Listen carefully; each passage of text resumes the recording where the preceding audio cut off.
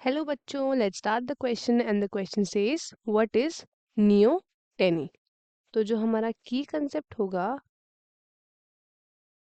वो होगा नियोटेनी। अब नियोटेनी क्या है?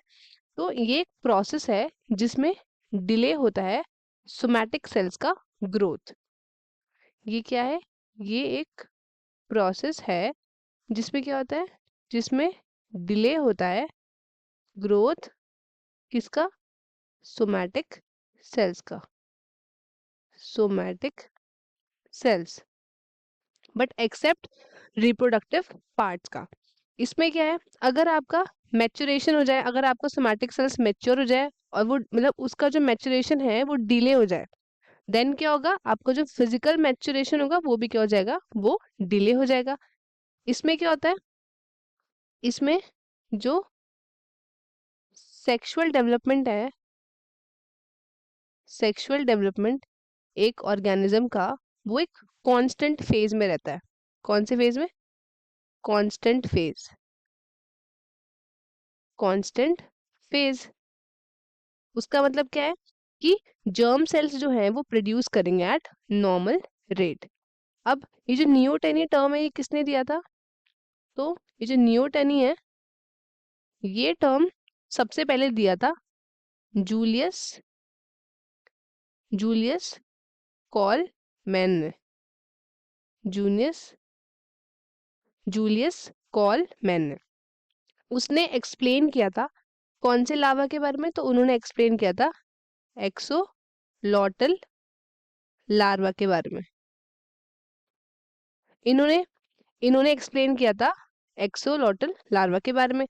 अब अगर हम बात करें नियोटेनी के बारे में, तो नियोटेनी क्या है? तो ये हम डिफाइन करते हैं डिलेड सोमैटिक डेवलपमेंट। क्या बोलते हैं? Delayed somatic development.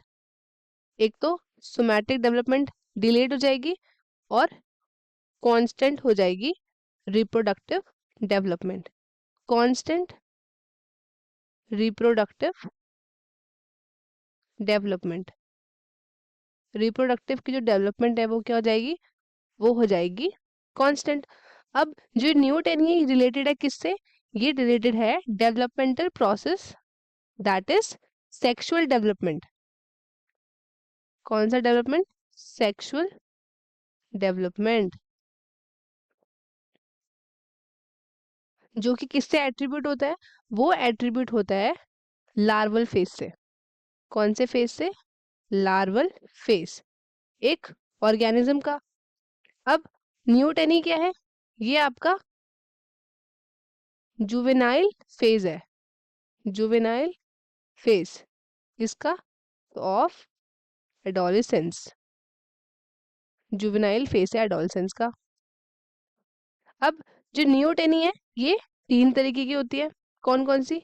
सबसे पहला आता है हमारे पास ऑब्लिगेट नियोटेनी, दूसरा आता है फैकल्टेटिव फैकल्टेटिव एंड लास्ट में आता है हमारे पास neoteny in humans. Neoteny in humans. तो स्टूडेंट्स, आई होप आपको ये क्वेश्चन अच्छे से समझ में आया होगा। All the best and thank you.